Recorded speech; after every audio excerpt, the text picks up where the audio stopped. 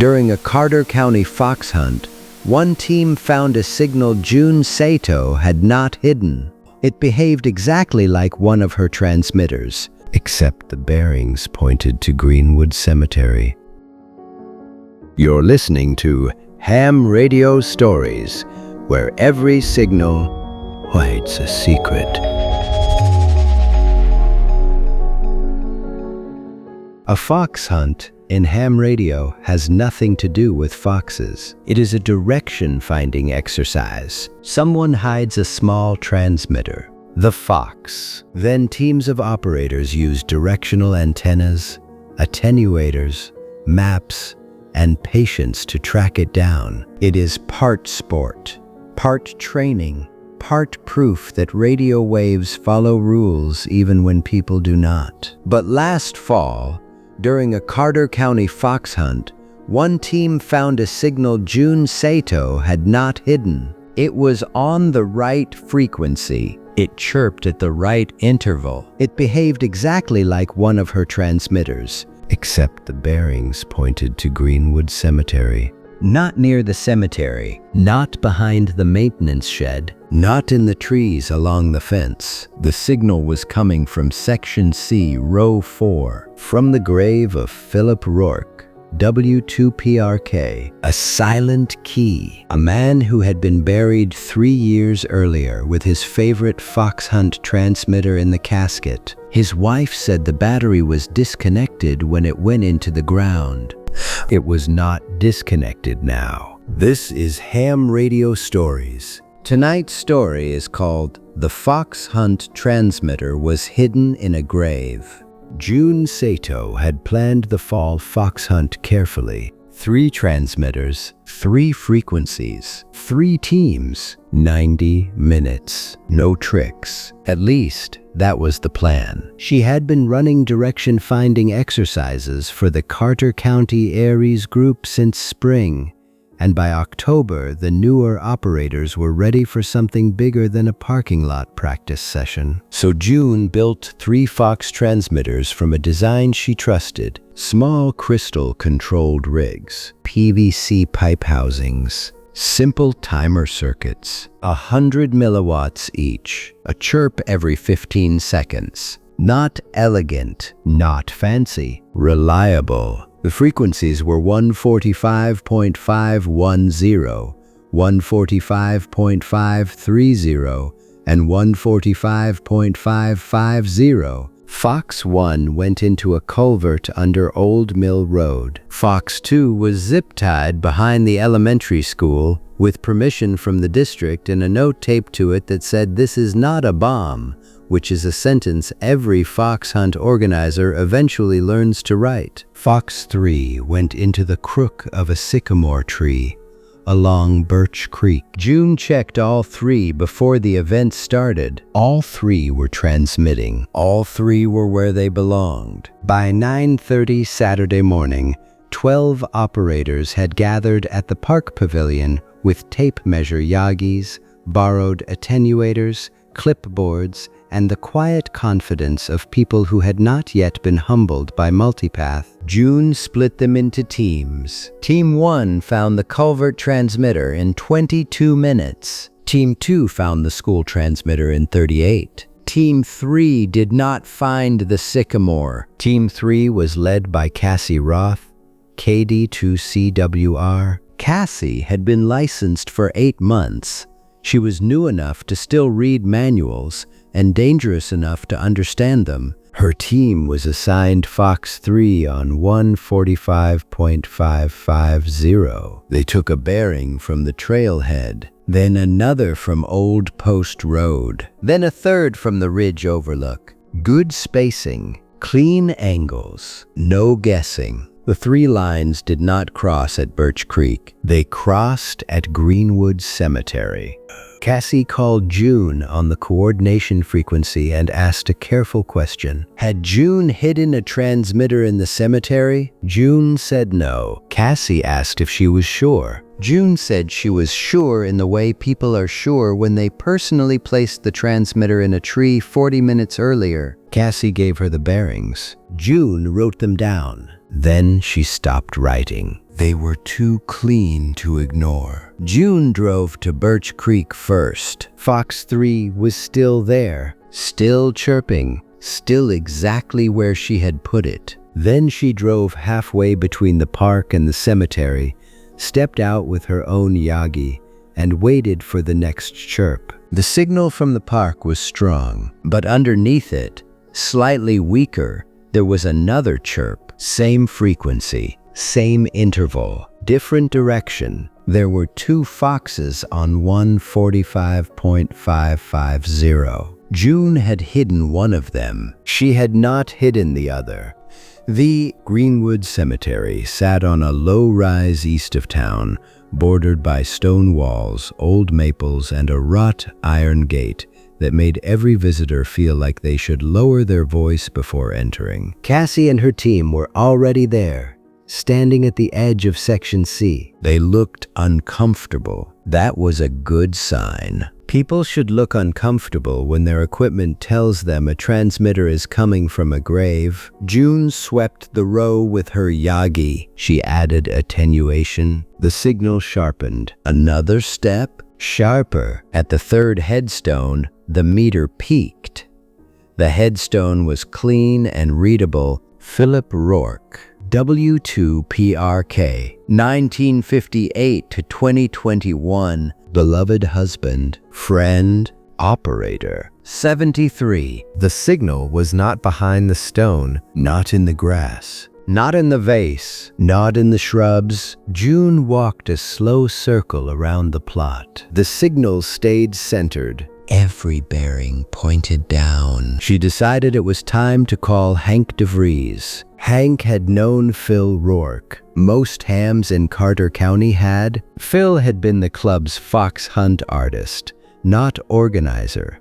Artist, anyone can hide a transmitter behind a picnic table. Phil hid them where the hunt became a lesson. Inside rain gutters, under footbridges, in plastic owls mounted on barns. Once, inside a hollow fence post that was painted the same color as the rest of the fence, because Phil believed suffering built character, and also because Phil owned a paintbrush. He built his own transmitters too. Small rigs, stable rigs, mean little rigs. The kind that made you trust your instruments and distrust your assumptions. Hank arrived in 12 minutes. He stood beside Phil's grave, listened to the chirp on June's handheld, and said nothing for a while. That was normal for Hank. Then he said Donna had told him something after the funeral. Phil had asked to be buried with one of his fox hunt transmitters. His last one, his favorite one. A crystal-controlled rig in a small sealed case, built by hand on the workbench in his basement. Donna had put it in the casket. She had also said she disconnected the battery. June looked at the handheld. The chirp came again. 15 seconds. Clean, stable. A disconnected transmitter should not chirp. Before we continue, if you are a ham or just enjoy learning about the hobby or the technology, I suggest you go to hamradiowayback.com.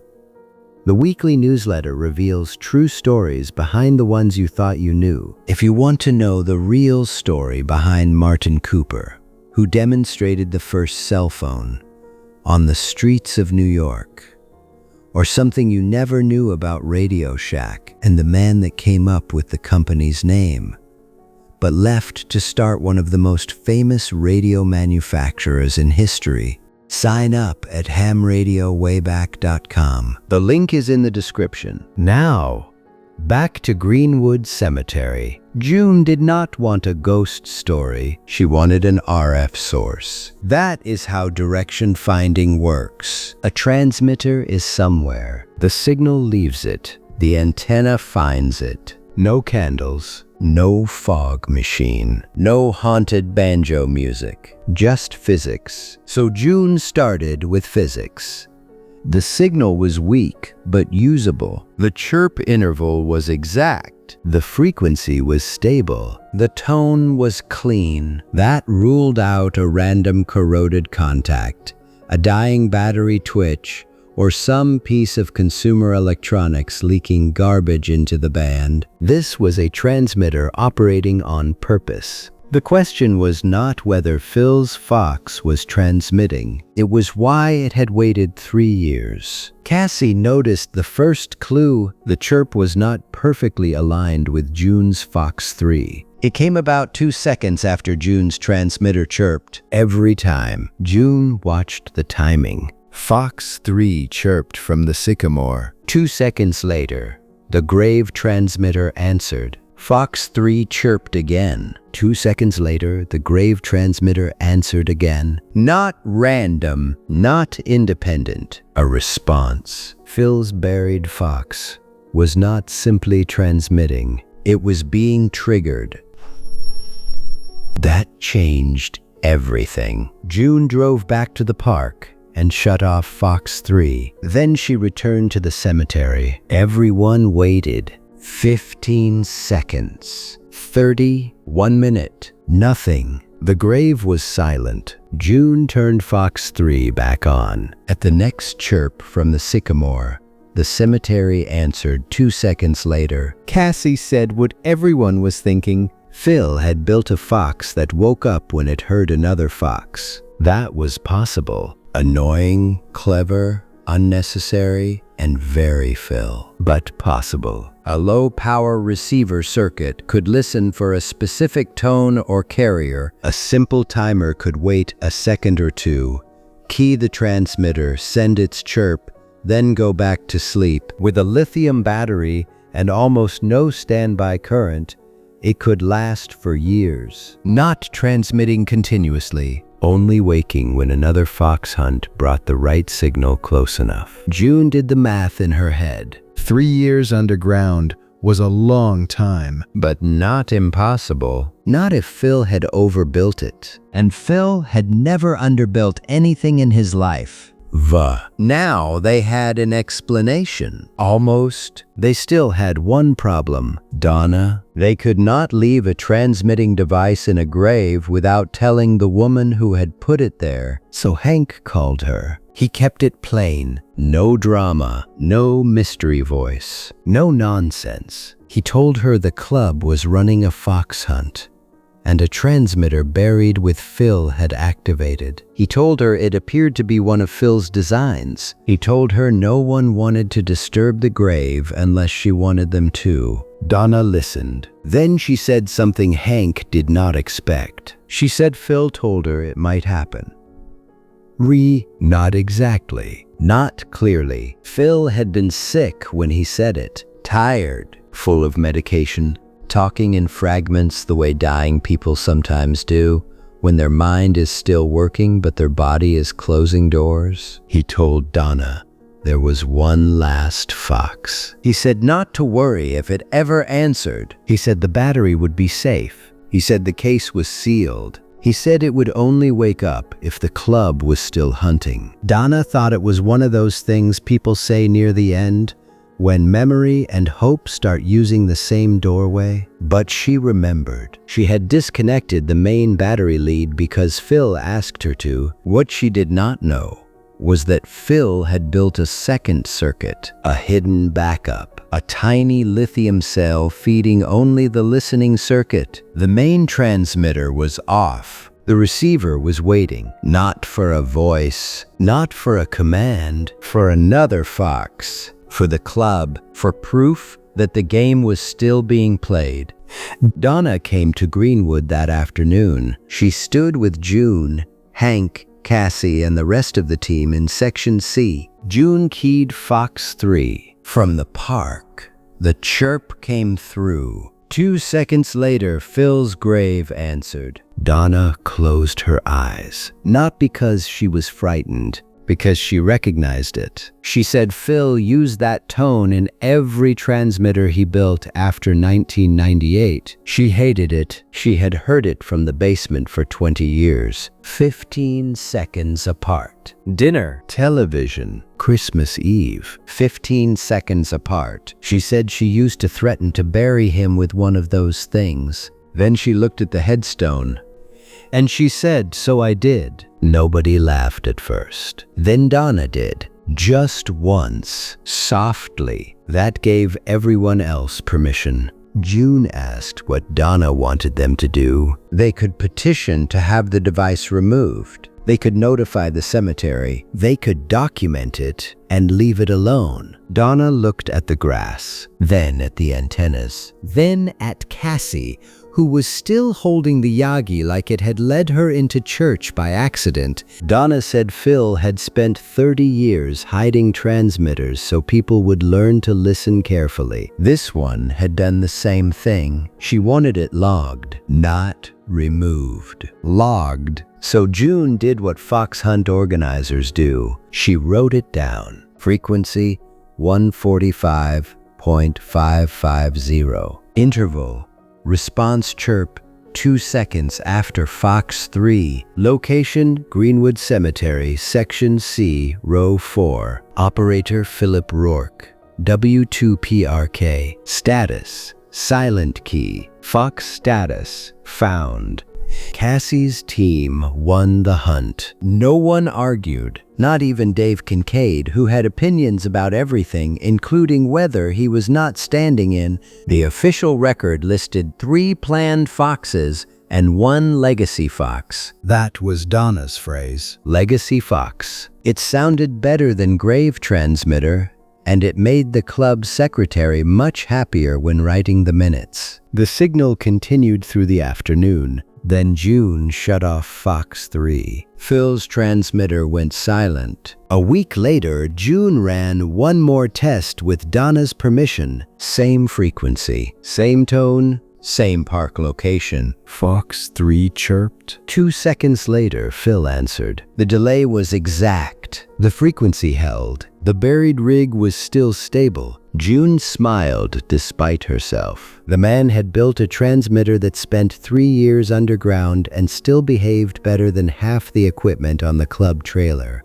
Hank said Phil would have appreciated that. June said Phil probably planned for someone to say exactly that. Hank said yes. That sounded like Phil.